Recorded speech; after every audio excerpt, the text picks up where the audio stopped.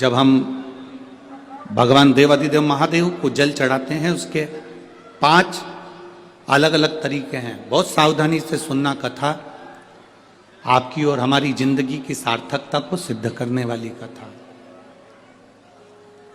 आज पंजाब की इस पवित्र भूमि पर अगर यह प्रसंग निकला है तो इसको आप अगर सुनेंगे तो आपका जीवन सार्थक होगा। शिव जी को 5 तरह से जल चढ़ाने का तरीका है।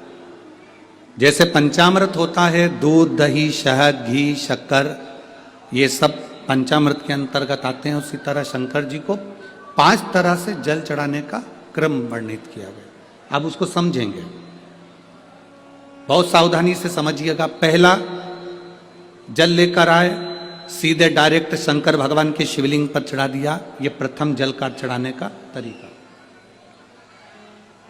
दूसरा, जहां से पानी बहकर जाता है, जहां से जल बहकर जा रहा है, उसके ठीक विपरीत जल उत्तर में जा रहा है, आप दक्षिण में खड़े होंगे और दक्षिण में खड़े होकर उत्तर की ओर मुख करेंगे और शिव जी को जल समर्पित करेंगे। यह रोग मुक्ति करने वाला है और हमारे रोग पर हमें विजय प्रदान करने वाला है। यह जल चढ़ाने का तरीका। एक, सीधे मंदिर में गए, लोटा भरकर जल उठाया, शिव जी को चढ़ा दिया। दूसरा, जल जहां से पानी बहता है, शिव जी का चढ़ा हुआ जल जहां से बहकर जाता है, उसके ठीक विपरीत में शिव जी का जल इधर जा रहा है तो तुम यहां खड़े हो, तुम यहां बैठो, यहां मत बैठना, यहां मत बैठना, इधर बैठो। अगर रोग का निवारण है तो यहां बैठकर। तीसरा, अशोक सुंदरी से जल चढ़ाते चढ़ाते शिवलिंग तक लेकर जाना और शंकर भगवान के शिवलिंग पर पूर्ण जल समर्पित करना। यह तीसरा तरीका। यह कार्य की सिद्धता के लिए। हम जब किसी से आस ना लगाकर परमात्मा से विनती करते हैं तो वो विनती करने का तरीका। तीसरा। चौथा, शिव जी पे चढ़ा हुआ जल 5 जगह पर समर्पित करना। गणेश जी, कार्तिकेय, अशोक सुंदरी, शिवलिंग और जलाधारी। ये चौथा क्रम है। जब जिस नारी का, जैसे एक पत्र है, देखिए,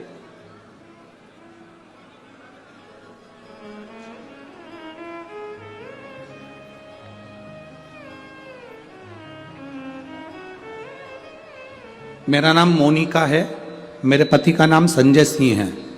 मैं दिल्ली स्वरूप नगर की निवासी हूँ। कहीं बैठी हो तो हाथ हिला सकती हैं।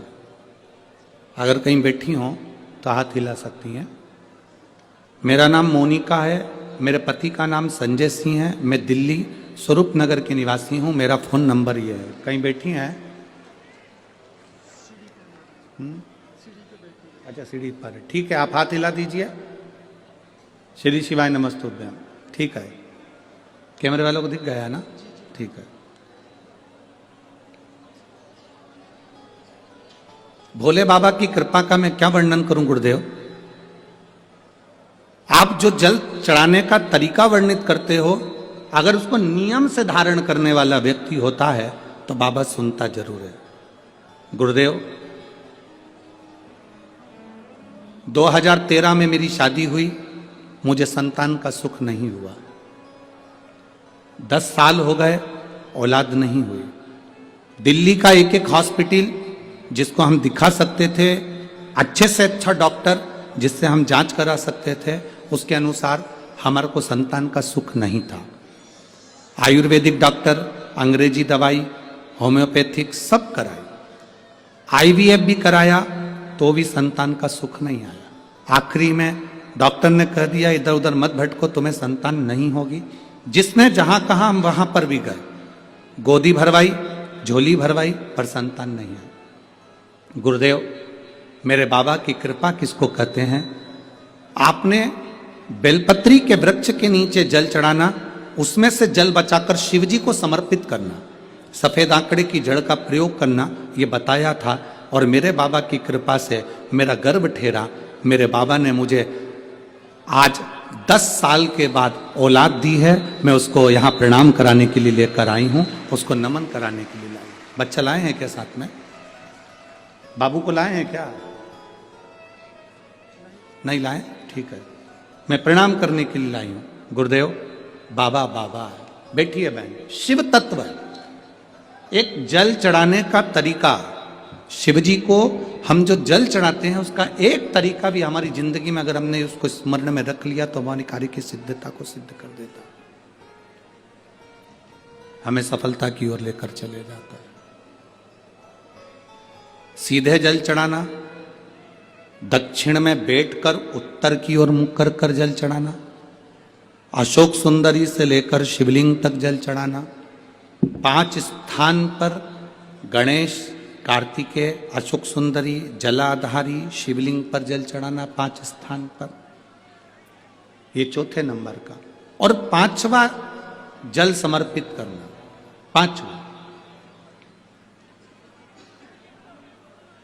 5वें नंबर का।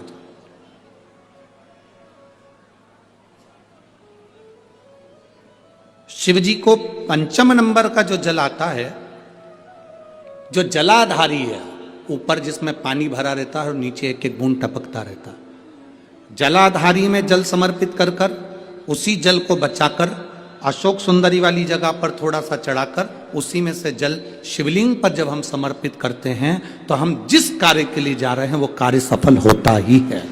ये 5वां नंबर का जल समर्पण।